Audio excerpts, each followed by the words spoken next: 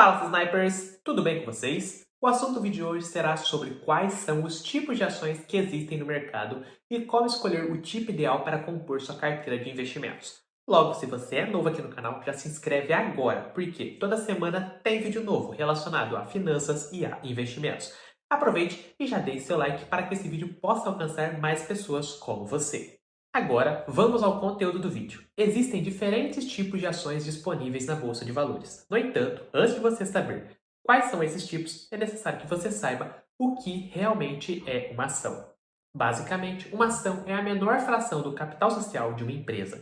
Atualmente, você pode comprar uma única ação, que seria a menor fração do capital social de determinada empresa. E através dessa única ação, você já se torna acionista desta empresa. Porém, cada tipo de ação possui algumas características específicas que você precisa conhecer antes de começar a investir o seu dinheiro em ações.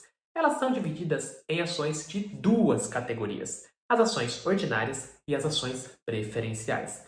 Logo, quando você começar a investir na bolsa de valores, você encontrará esses dois tipos de ações. Por exemplo, se você decidir comprar ações do Banco Itaú, você terá duas opções de ações para comprar. A primeira é a ITUB 3, que é uma ação ordinária do Banco Itaú, e a ITUB 4, que é uma ação preferencial do Banco Itaú.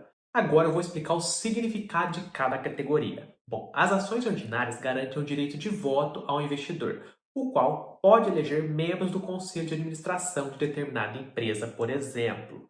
Se uma empresa falir e for liquidada, os detentores de suas ações ordinárias só vão receber o dinheiro que foi aplicado nas ações quando os detentores de ações preferenciais e os credores forem pagos. Basicamente, as ações ordinárias garantem o direito de participar das decisões da empresa. Porém, é claro que você não vai comprar meia dúzia de ações ordinárias e com isso poder participar das decisões administrativas da empresa, pois você tem que possuir determinada porcentagem de ações ordinárias para conseguir exercer seu direito de voto nas assembleias. Geralmente, esse percentual é de 5 a 10% das ações ordinárias em circulação no mercado. Logo, como estamos falando de empresas listadas na bolsa, elas possuem o valor de mercado na casa das centenas de milhões de reais. Ou seja, para você conseguir deter uma participação de 5 a 10%, você terá que desembolsar uma boa grana para isso. Então, ter uma cadeira no conselho administrativo de uma sociedade anônima de capital aberto não é para qualquer um, mas isso não te impede de adquirir ações ordinárias, pois existem outros benefícios em possuir ações ordinárias, como por exemplo, as ações ordinárias têm um mecanismo chamado tag along.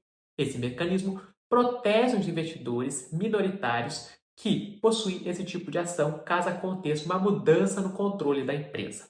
Basicamente, o tag along faz com que quem assuma o controle da empresa seja obrigado a assegurar aos acionistas ordinários o preço mínimo de 80% do valor pago por ação dos controladores da empresa, caso a empresa seja vendida. Desta forma, devido ao tag along, as ações ordinárias costumam ser muito buscadas quando ocorre a mudança de controle de uma empresa, o que acaba causando uma valorização dessas ações.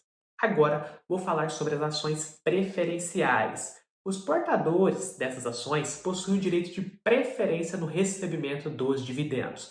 Basicamente, eles possuem certa prioridade no recebimento dos dividendos. No entanto, eles não possuem direito de voto nas assembleias. Essa regra pode variar de empresa para empresa, ou seja, vai depender do que foi estipulado no estatuto social da empresa.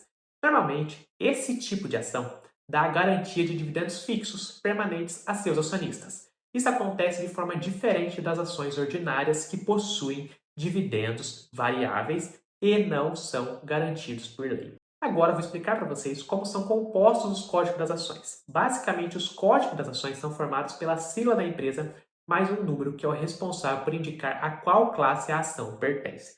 Por exemplo, no caso das ações ordinárias, o número que representa essa classe é o número 3. Ou seja, o código será formado pela sigla da empresa mais o número 3 no final desse código. Alguns exemplos de empresas que possuem ações ordinárias são a Vale, a qual seu código de negociação é Vale 3, a Ambev, que é negociada com o código ABEV 3, e a Petrobras, que é negociada com o código Petro 3. Enfim, essas são apenas algumas empresas listadas na bolsa que possuem ações ordinárias em circulação no mercado. Existem várias outras empresas que também negociam ações ordinárias. Essas que mencionei são as mais conhecidas para que fique mais claro a explicação.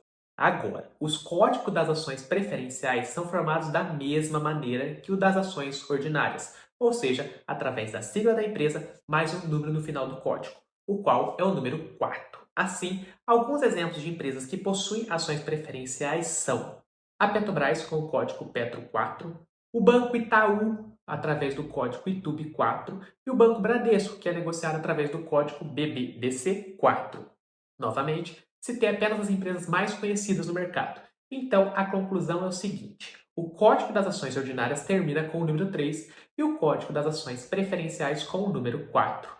Logo, a composição dos códigos das ações será sempre a sigla do nome da empresa mais um número no final, que vai de 1 até 11. Isso vai depender do tipo de direito que aquela ação irá proporcionar ao acionista.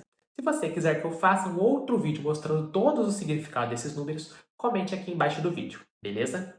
Agora, você deve estar se perguntando, qual será o melhor tipo de ação para compor minha carteira de investimentos? E a resposta para essa pergunta é: depende. Pois antes de você decidir qual ação comprar, você precisa saber qual é o seu perfil de investidor e respeitar esse perfil. Por exemplo, se você é conservador, é aconselhado que você escolha as empresas que possuem o menor risco possível.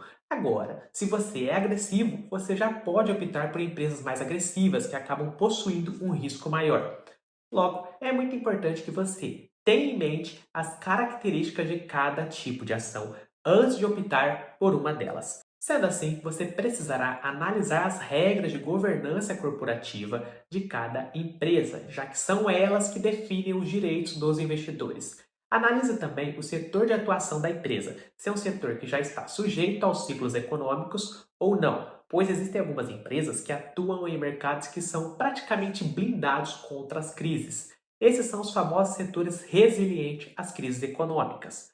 Outra dica importante é analisar se a empresa possui dívidas e, se sim, verifique qual é a origem dessa dívida e também qual é o tamanho dela frente ao patrimônio dessa empresa. Também é muito importante que você leve em consideração a liquidez das ações dessa empresa. Se você não sabe o que é liquidez, ela nada mais é do que a velocidade de transformar um determinado ativo em dinheiro. Ou seja, quanto maior a liquidez das ações de determinada empresa, maior é a velocidade de transformar essas ações em dinheiro. Em alguns casos, as ações preferenciais possuem uma liquidez maior. Isso acontece porque essas ações possuem um volume maior de negociação na bolsa de valores. No entanto, nem sempre as ações preferenciais serão mais líquidas. Em algumas empresas, as ações ordinárias são mais negociadas. Logo, vai depender de empresa para empresa.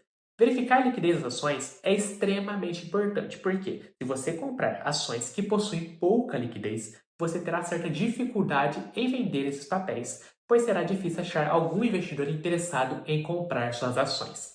As empresas que sofrem com esse problema de liquidez geralmente são empresas em dificuldades financeiras ou com pouca capitalização de mercado, ou seja, empresas menores e que não são tão conhecidas pelo mercado. Porém, nada impede você investir nessas empresas. O que importa é que você saiba o que está fazendo com o seu dinheiro.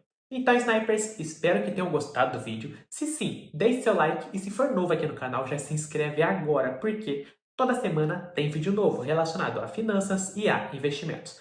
Até o nosso próximo vídeo.